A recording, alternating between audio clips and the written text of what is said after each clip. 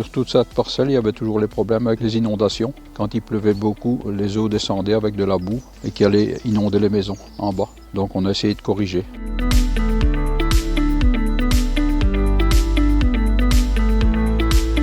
Pourquoi il faut travailler le sol dans de bonnes conditions? Pour que la terre soit plus meuble et pour qu'on ne crée pas un lissage en dessous de la couche arable. Ou bien les racines ne savent pas pivoter.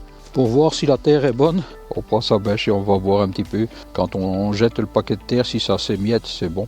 Si ça reste le paquet de terre, il ne fait pas bon au champ.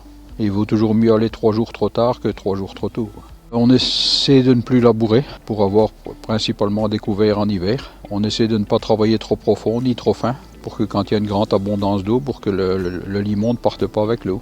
Ici, en premier travail, on passe avec un déchaumeur à disque pour dire de faire sécher, pour dire de démolir le plus le couvert. Et après, on va voir, on va laisser sécher 2-3 jours, après on va retravailler à la rotative.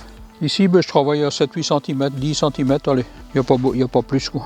Pour ne pas, encore une fois, aller remettre tout ce bon limon, le remettre au fond et comme ça tout reste en surface, quoi. Moi je pense qu'il vaut mieux faire sécher et après continuer plus profond s'il faut, mais bon, ça ne se justifie pas d'aller trop profond non plus. Regardez, c'est rempli de vers de terre. Pour éviter, encore une fois, les ruissellements dans les lignes, on plante les cultures perpendiculairement à la pente. On apporte assez bien de fumier tous les 3-4 ans maximum.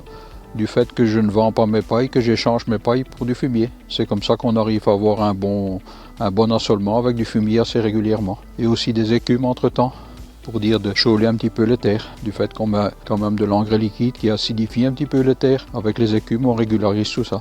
Après le blé, quand on a moissonné le blé, on a haché la paille. Ça ne vaut pas du fumier, mais c'est déjà quand même pas mal, quoi. Chaque fois qu'on a mis du fumier, on met quand même des couverts après. Chaque fois qu'il y a moyen, après du blé, après de l'escourgeon, on met chaque fois des couverts. En même temps, ça apporte toujours une certaine quantité d'humus quand même, les couverts. Et il n'y a pas de ruissellement, il n'y a rien du tout. Et le développement racinaire qui bonifie la terre aussi. Tout ça, c'est important. La moutarde soulève, enfin pas soulève la terre, mais bonifie la structure du sol, quoi. Et alors l'avantage, c'est qu'on n'enfouit plus de l'humus au fond de la raie, on laisse en superficie. La toute première action qui a été faite, c'est la bande enherbée.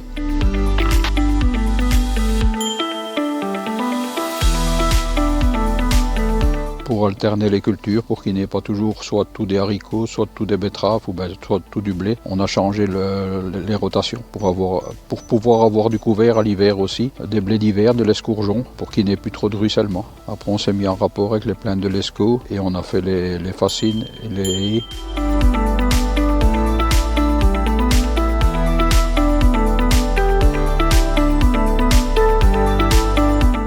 La dernière affaire, c'est le fossé talus, avec l'écoulement qui traverse la route.